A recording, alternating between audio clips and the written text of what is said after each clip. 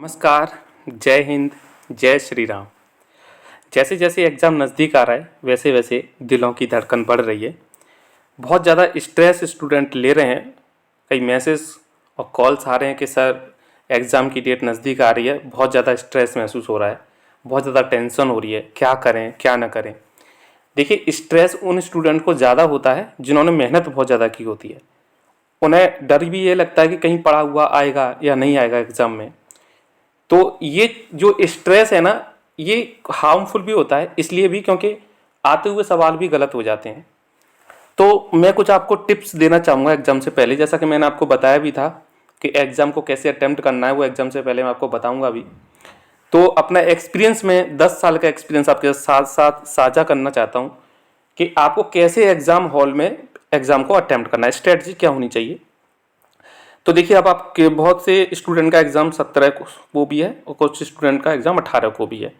तो जिनका एग्ज़ाम 17 को है वो देखिए, अब तो पढ़ना, आप एक्स्ट्रा पढ़ना बंद ही कर दीजिए मेरे हिसाब से। तो बहुत कुछ ज़्यादा नहीं पढ़ना है आपको, क्योंकि एंड टाइम पे हम बहुत कुछ दिमाग में घुसेड़ लेते हैं ना, यानी कि बहुत ज़्यादा चीज़ें पढ़ने लग जाते हैं तो खिचड़ी सी पक जाती है और सभी ऑप्शन हमें एक जैसे लगने लग जाते हैं। तो करना क्या है कि आपको सिर्फ कल 2 मॉक टेस्ट देने हैं बस। क्या करना है? 2 मॉक टेस्ट देने हैं बस। ठीक है, एक सेकेंड। 2 मॉक टेस्ट देने हैं बस आपको कल, ठीक है, और अच्छे से एनालाइज करना है उनको। इसमें बेशक आपका स्कोर कम क्यों ना आ रहा हो, आपको ज़्यादा टेंशन नहीं लेनी है। स्कोर कम भी आ रहा होगा, कोई दिक्कत वाली बात नहीं है, ठीक है। क्योंकि अब देखिए, आप मॉक टेस्ट कैसा दे रहे हैं, हो सकता है कि टफ वाला मॉक टेस्ट हो, तो इस हिसाब से आप ये एनालाइज ना करने लग जाएं कि वहाँ पे मेरा स्कोर कम आ रहा है तो यहाँ पे फिर टेस्ट देने लग जाओ। इसके चक्कर में कहीं मॉक टेस्ट देना मत भूल जाना। मॉक टेस्ट आपको जरूर देना है, ठीक है। इससे कैलकुलेशन की जो स्पीड एक्यूरेसी बनी रहती है, पहली चीज़। दूसरी चीज़ क्या करना है, मॉक टेस्ट आप एनालाइज करोगे और कुछ ज़्यादा एक्स्ट्रा नहीं पढ़ना है आपको, ठीक है। बहुत ज़्यादा कि आप मैराथन ले रहे हो 6-6 घंटे की, 7-7 घंटे की, बहुत ज़्यादा स्ट्रेस महसूस होता है इससे। ऐसा कुछ नहीं करना है। देखिए, अटेम्प्ट कैसे करना है एग्जाम हॉल में, एग्जाम सेंटर पे। ये आपको एग्जाम सेंटर पता चली गया होगा, तो एग्जाम सेंटर पे आपको 1 घंटा पहले पहुंच जाना है। पूरा सामान रात को ही अपना तैयार कर लेना है, एडमिट कार्ड से लेके, पेन से लेके, जितनी भी चीज़ें की आवश्यकता होती है एग्जाम सेंटर में, वो सारी चीज़ें आपको रात को ही अपने तैयार करके रख लेनी है। क्योंकि देखिए, इन चीज़ों की तो टेंशन कम से कम अपने हाथ में है ना, कम करने की। इन चीज़ों को तो हम कर ही सकते हैं ना, तो ये वाली चीज़ें नहीं होनी चाहिए।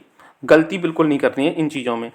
उसके बाद जैसे ही आप एग्जाम सेंटर में, ऐसा ये नहीं सोचना है कि एंड में जाएंगे, चलो ठीक है, आपको टाइम से पहुंचना है, अपने हिसाब स्थान पे बैठ जाना है। उसके बाद देखिए, पेपर आएगा आपके सामने, कोई बात नहीं, दिल की धड़कन बहुत ज़्यादा शांत रहना है, बहुत ज़्यादा स्ट्रेस नहीं लेना है। क्या अटेम्प्ट करना है पहले मैं आपको बता दूं। देखिए, 4 ऑप्शन आपके सामने होंगे। रीजनिंग रीजनिंग होगा, मैथ होगा, यहाँ पे जीएस होगी, जीएस होगी और हिंदी होगी, ठीक है। अब इनमें से आपको सबसे पहले जीएस अटेम्प्ट करनी है। क्या अटेम्प्ट करनी है? जीएस अटेम्प्ट करनी है पहले, ठीक है। देखिए, मैं क्यों बता रहा हूँ जीएस को अटेम्प्ट करना, क्योंकि इसमें टाइम भी कम लगता है। और अगर देखिए, ऐसा होता है, हमारा माइंड, पूरा खेल माइंड का है।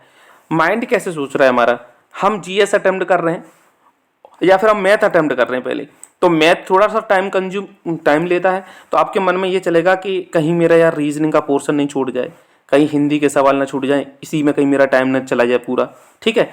जीएस क्या होता है ना, जीएस में ज़्यादा दिमाग नहीं लगाना होता है, स्ट्रेस नहीं होता है इसमें। जीएस में क्या है, आ रहा है तो सही, नहीं तो गलत। अगर तुम्हारे मान के चलो 38 सवाल जीएस हैं, उसमें से आपको 22 से 25 सवाल अगर आपको आ रहे हैं ना जीएस में, तो कहीं तुक्का लगाने की भी जरूरत नहीं है, ठीक है। और अगर आपके 15-16 ही सही जा रहे हैं जीएस में, तब भी ज़्यादा स्ट्रेस नहीं लेना है, क्योंकि हो सकता है कि ये वाले सवाल आपको ईजी लगे, हिंदी वाला पोर्शन ईजी हो। अब हिंदी अटेम्प्ट करना है, इसमें भी टाइम आपको कम लगता है, ठीक है। हिंदी भी बहुत ईजी होती है, ज़्यादा टफ तो नहीं होती है। ऐसा कुछ तो नहीं आएगा बाहर से कि आपने पढ़ा हो और ऐसा कुछ आउट ऑफ सिलेबस आ जाए। यूपी पुलिस कांस्टेबल का ही तो एग्जाम दे रहे हैं ना आप, कोई आईएएस पीसीएस का एग्जाम तो नहीं दे रहे। बहुत ज़्यादा टेंशन लेनी है कि पता नहीं कितना टफ एग्जाम आएगा। टेंशन तो सारी इसी बात की है ना कि हम पढ़ के जा रहे हैं, वो फंसेगा कि नहीं फंसेगा, कहीं उससे बाहर ना आ जाए, इसी की तो टेंशन है। भाई, सिलेबस से बाहर कैसे सवाल आ जाएंगे ये बताइए। अपने आप भरोसा रखिए ना, विश्वास करिए अपने ऊपर।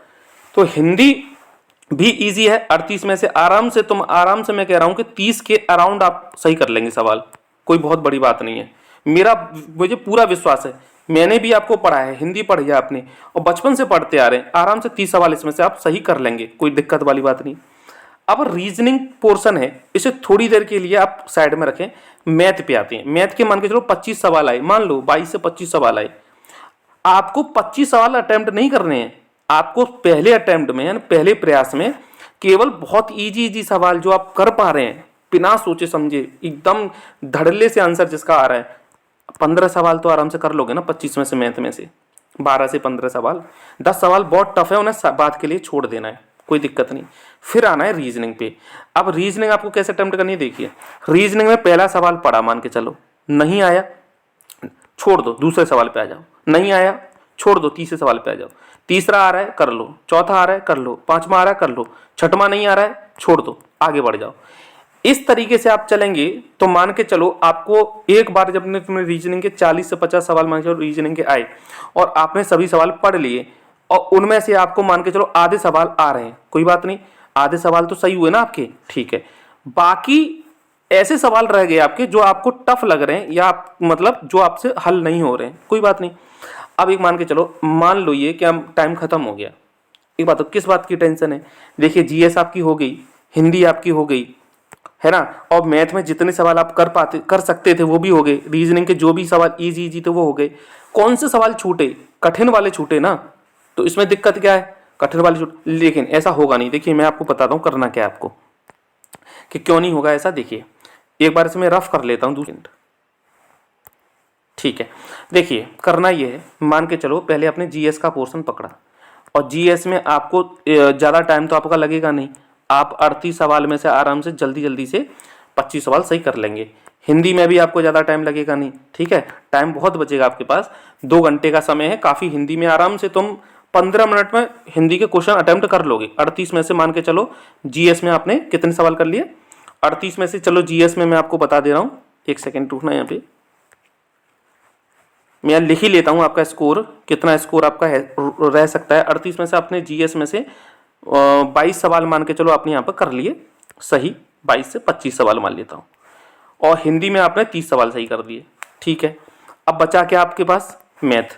अब मैथ में मान के चलो आपके पास कितने सवाल आ रहे हैं, मैथ में 25 सवाल आ रहे हैं, मान लो एग्जाम्पल दे रहा हूँ, 25 में आपको 15 ही सवाल आए, 10 छूट गए, कोई बात नहीं। इसके बाद आप आगे रीजनिंग पे, रीजनिंग में आपके पास मान के चलो 45 सवाल आए। अब 45 सवाल में से आपने कितने किए, यहाँ पे लिख लेता हूँ 35, यहाँ पर मैथ के कितने आए थे 25 सवाल और आपके सही कितने गए यहाँ पर 15 सवाल, ठीक है 15 लिख लेता हूँ। और 45 में से आपको मान के चलो 35 ही सवाल आए, ठीक है, 35 में 30 ही मान लेता हूँ मैं। अब रीजनिंग में केवल इजी इजी सवाल ही कर रहे हैं, बहुत ज़्यादा लेंदी सवाल देखने को मिलेंगे, 2-2 लाइन के 3-3 लाइन के सवाल भी देखने को मिलेंगे, ऑप्शन बड़े लेंदी होंगे, तो उनको अटेम्प्ट नहीं करना है पहले प्रयास में, तो बिल्कुल नहीं करना है, छोड़ देना है, बिल्कुल आगे बढ़ जाना है। केवल इजी इजी प्रश्न आपको करने हैं, मेरी बात मानिए, मैं यकीन दिलाता हूँ आपका पेपर बहुत अच्छा होगा। अब आपको देखिए ये 10 सवाल जो थोड़े से मॉडरेट थे उन पे आना है, इनको अटेम्प्ट करना है। इसमें से आराम से 5 सवाल मान के चलो कर लिए, अब आपके पास 10 मिनट बची मान के चलो, ठीक है। अब रीजनिंग पे आना है, रीजनिंग में आपके पास कितने सवाल है, 15 सवाल। 10 मिनट में अगर पूरा दिमाग आप लगाएंगे, कितने भी लेंथी सवाल हो, आराम से 7 से 8 सवाल आप कर लोगे 10 मिनट में, ठीक है। थोड़ी स्पीड से पढ़ोगे आराम से हो जाएंगे। और छूट भी गए कुछ सवाल मान के चलो, तो वो सवाल छूटेंगे जो आपको वैसे भी नहीं आ रहे थे, वैसे भी टफ थे, ठीक है कि नहीं। तो इस तरीके से आप करेंगे तो बहुत अच्छा स्कोर आपका रहने वाला है, कोई दिक्कत वाली बात नहीं, ज़्यादा टेंशन नहीं लेनी है। और यही यूपी पुलिस की भर्ती के लिए आपने मेहनत की है, तो एक दिन आपके पास शेष बचा है। मेरा मानना है कि आपको बहुत कुछ ज़्यादा पढ़ने की ज़रूरत नहीं है, एक मॉक टेस्ट देना, बस आराम से गाने वगैरह सुनना है, 1-2 घंटे आराम से मूवी वगैरह देखना, स्ट्रेस फ्री रह के आराम से सुबह जल्दी उठोगे, जल्दी पहुंचोगे, एकदम रिलैक्स रहोगे। हड़बड़ी में कहीं कुछ भूलोगे, कुछ छूटेगा, माइंड में और टेंशन बढ़ेगी, ठीक है। तो ये कुछ काम की बातें हैं, बहुत इंपॉर्टेंट बातें हैं, ये चीज़ें हम सीख पाते हैं एक्सपीरियंस के बाद। जब कई एग्जाम दे लेते हैं और बहुत सारी गलती कर देते हैं, तब उन गलतियों से हमें सीखने मिलता है। जो स्टूडेंट पहली बार एग्जाम दे रहे हैं, अभी तो उनको यही नहीं पता है, वो पहली बार एग्जाम दे रहे हैं ना, तो अभी वो OMR सीट भरने में गलती करेंगे, तो मैं उनसे ये सलाह देना चाहता हूँ कि OMR सीट आपको पहले ही भर के देख लेनी है, ठीक है, वहाँ जाके नहीं देखनी है, ये आलस मत कर देना। पहले भर के देखनी है कि रोल नंबर कैसे भरा जाता है। और आप गोले भरेंगे ना वहाँ जाके OMR सीट में, तो कोई अगर आंसर आपको बिल्कुल करेक्ट आता है तो उसके बाद के लिए मत बैठना, तुरंत उसमें गोला भर देना, ठीक है। और जिनमें तुक्के मारने हैं, मान के चलो बहुत से स्टूडेंट तुक्के के लिए 50-50 में रहते हैं, तो तुक्के तुरंत मत मारना। क्वेश्चन पढ़ा, ऑप्शन पढ़े और लग रहा है कि ये सही होगा, तुरंत ये आराम से तुम्हारे पास 5-10 मिनट का टाइम अगर एंड में बचे तुक्के मारने का, तभी तुक्के मारना लास्ट में, सोच समझ के आराम से। तुक्के भी ऐसे नहीं मारे जाते हैं, सोच समझ के मारे जाते हैं कि एलिमिनेट करे जाते हैं उसमें से ऑप्शन कौन सा सही हो सकता है मैक्सिमम, ठीक है। अगर आपका स्कोर मेरे हिसाब से, मैं तुम्हें बता देता हूं, अगर आपका स्कोर 150 में से 120 के अराउंड आ रहा है ना जनरल कैटेगरी से, तो आप माने श्योर माने कि आप बिल्कुल नज़दीक हैं सिलेक्शन के। मतलब नज़दीक क्या, आपका 100% सिलेक्शन हो जाएगा, 100% कह रहा हूँ मैं, ठीक है।